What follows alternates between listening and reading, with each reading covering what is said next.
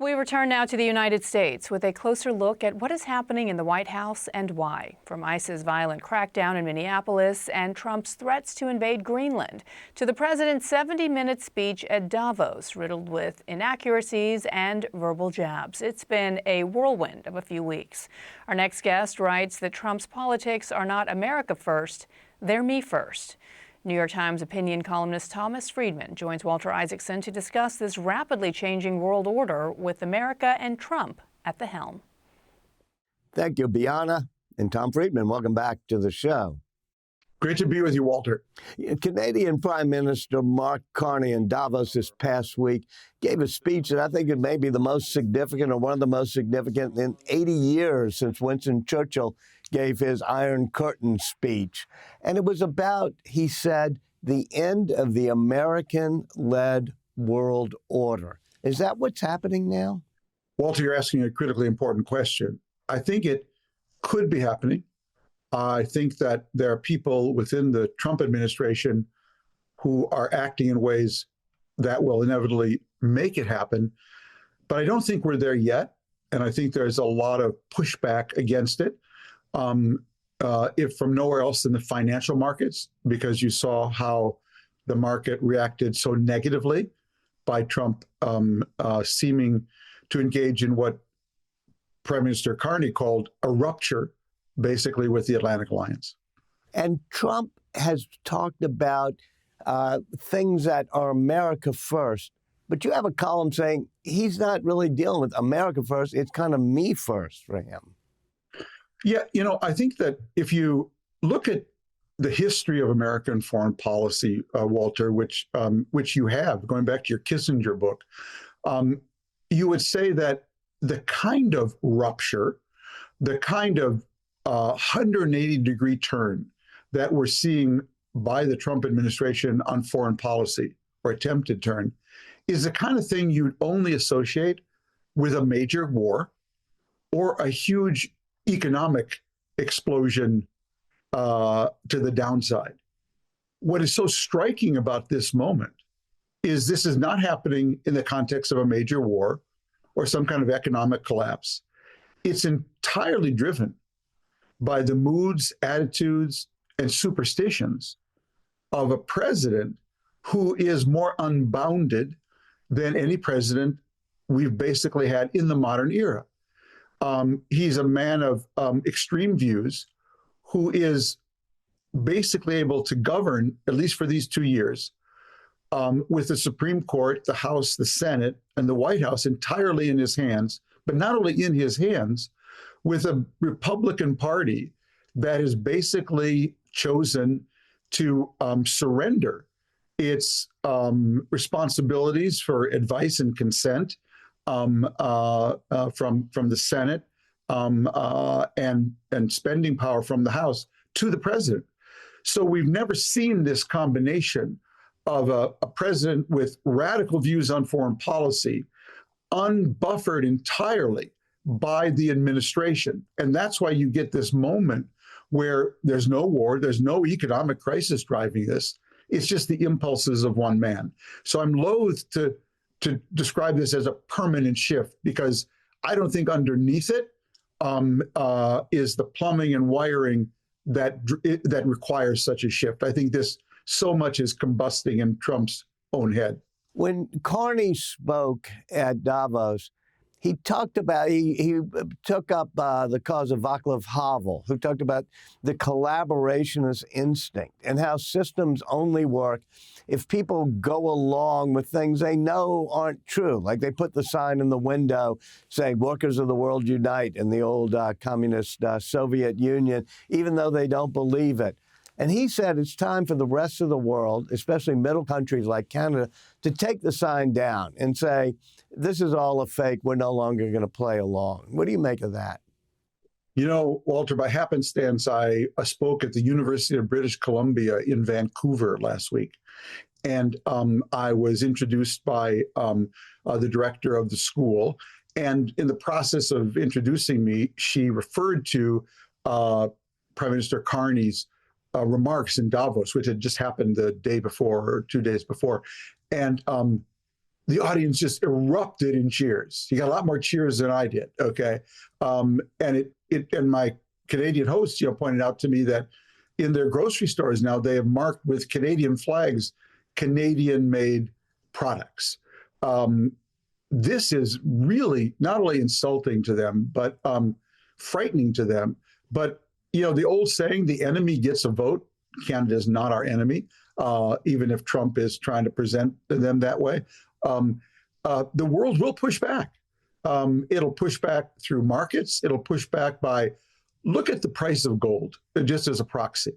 What is that about? Okay, it's not just people, worried about the instability of the moment. It's central banks around the world putting their dollars into gold rather than U.S. Treasury bills. So the world gets a vote. And Donald Trump can steamroll, Lindsey Graham and Tom Cotton and his own party. But, the world will push back. It will resist. One of the ways Canada's resisting is it created an agreement with China now on more open trade.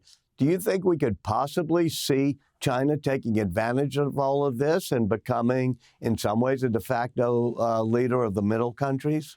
China will attempt to do that. It has its own problems, though. Its own asymmetric economic relationship with so many countries because it's overproduction. So I don't think that would be easy. I don't think there's any replacing America. But the reason China and Russia, Walter, have always voted Trump emotionally, if not otherwise, is because they actually understand America's secret sauce. They understand our single most important competitive advantage, which is they have vassals, China and Russia, and we have allies.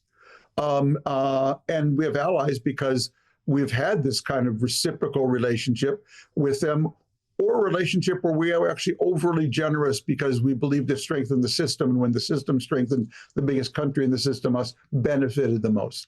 So we have allies, they have vassals.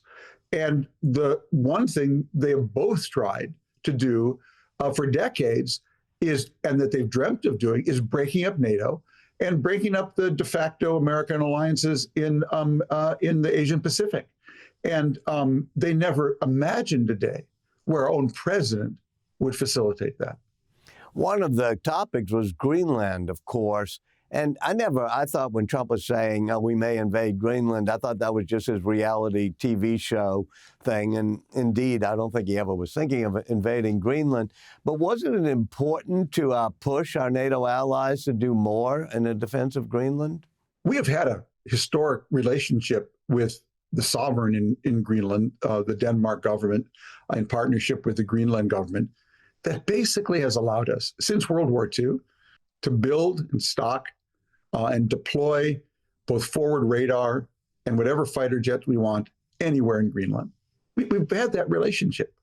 And the notion that either Russia or China are moving on Greenland is ludicrous. There's no proof of that.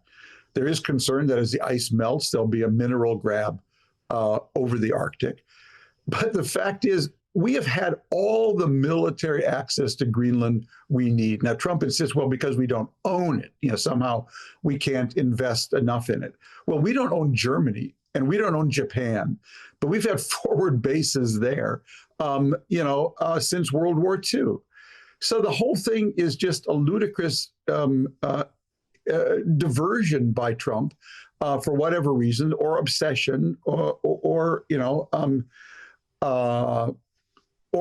obsession. And, this notion I read that, us silly people, we take him literally, not figuratively. What the hell does that mean? When the President of the United States speaks, you're not supposed to take him literally? When he tells you, if you don't give me Greenland, you'll see what's going to happen to you. Let me ask you about the Davos European internationalist consensus over the past 60 years or so. Didn't it get some fundamental things wrong, including the rewards of globalization not being distributed fairly, that has caused this backlash and caused people like President Trump and others around Europe and the world to have a populist backlash against this? Well, let's see. Last time I checked, more people grew out of poverty faster in India and China than any time in the out of absolute poverty than any time in the history of the world. Now, you can say that their growth out of poverty came at the expense of American middle class in the Midwest in America, and that's true to some degree. And as a country, we should have done more to protect these people, to undergird them. But I do think that globalization has its upsides and its downsides, and our job was to take advantage of the upsides and to cushion the downsides. We didn't do enough of that in America when we needed to. At the same time, if you go to a lot of these towns now, they have, in their own way, lifted themselves up and transformed themselves with new industries and whatnot. It's not perfect. It's nowhere near what it should have been. But what's the alternative, Walter? Should we have opted for autarky? How did that work out when the world went that direction before World War I? So, there's an easy straw man at Davos, and there's an easy, comfortable self-congratulation there. Both are extremes. But at the end of the day, the fact is that the world that we have today, the world that has been relatively more prosperous, more peaceful than any period in history, is so much a product of America being the way America was, and the fact that you had a U.S.-China trading relationship in the middle of it, that without both of which, well, I don't want to live to see that world where both of those things break down, because when that happens, you will miss this period when it's gone. Another reason, I think, perhaps for the populist backlash we're seeing in Europe and America was immigration, and immigration going too far, it seemed. Did we get some of that wrong, and is there a way to try to solve that issue? I think we got it absolutely wrong. And I think Democrats, and particularly the last administration, have a lot to answer for. I've been advocating the same message on immigration now since Trump really made it an issue in his first administration. I'm for a very high wall. I am for a very high wall from one end of the Mexican border to another with a very big gate, okay? Because unless you can assure Americans that we are controlling our border, you are going to lose a lot of them when it comes to immigration. I am super pro-immigration. I'm for the high-end, high-educated immigration, and I'm for any Haitian who can build a boat out of milk cartons and get to our shores. Wow, I want that person, okay? I want both the high energy and the high IQ immigrants. But we are not going to get them because we will not have a political consensus unless we can control the border. And that's why I urged in my column yesterday, my brothers and sisters in Minnesota, whom I'm so proud of for protecting their law-abiding, hardworking, culturally enriching neighbors, even if some of them are here illegally, okay? But at the same time, it's vital to me that Democrats, if they want to do well in the midterms, need to make it very clear they're for a high wall with a big gate, they're for legalizing immigration. Now, both parties, have had challenges on this, but the fact is Democrats came together under the Biden administration with Senator Langford of Oklahoma with a plan to actually overhaul all of immigration reform to give us what I call a high wall with a big gate. And Donald Trump killed the bill because he wanted to use this as a wedge issue. You spoke about your most recent column where you speak as somebody who was born in Minneapolis and grew up in that area.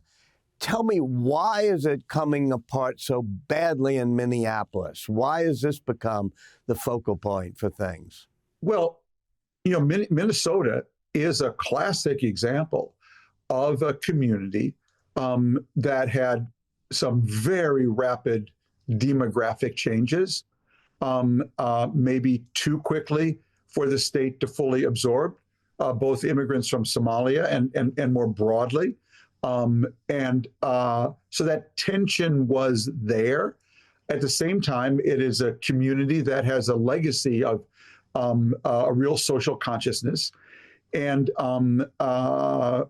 wants to kind of make this work, and therefore, made itself Minneapolis a so-called sanctuary city that wasn't going to arrest or facilitate the arrest easily of illegal immigrants, and Trump knew it was a perfect place to try to, rather than calmly sit down, bring together, say, let me create a bill, for legalizing immigration and controlling the border.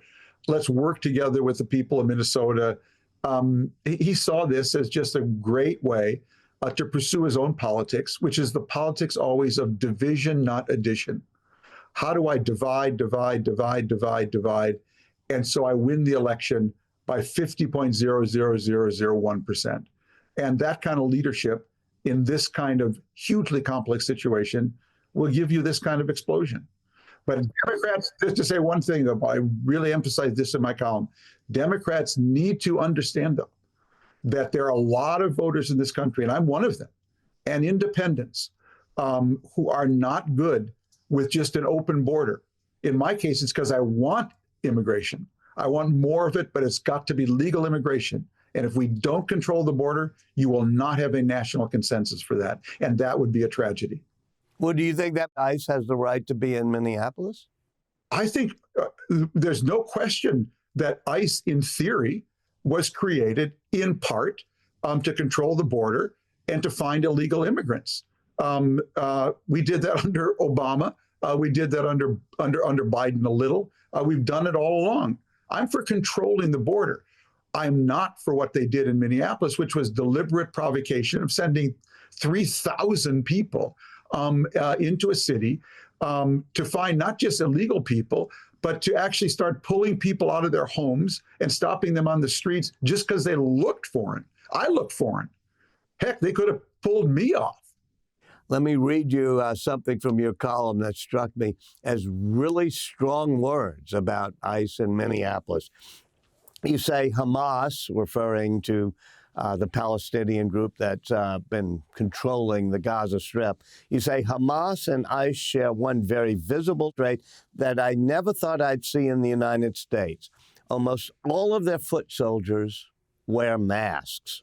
My experience as a reporter in the Middle East taught me that people wear masks because they are up to something bad and don't want their faces captured on camera. I saw it often in Beirut and Gaza. I never expected to see it in Minneapolis. Unpack that for me. Walter, I don't understand. ICE is a federal agency charged with implementing the Constitution, federal laws. Why are they wearing masks? Why are they wearing masks? The Minneapolis police don't wear masks. The Washington police don't wear masks. Why are they wearing masks?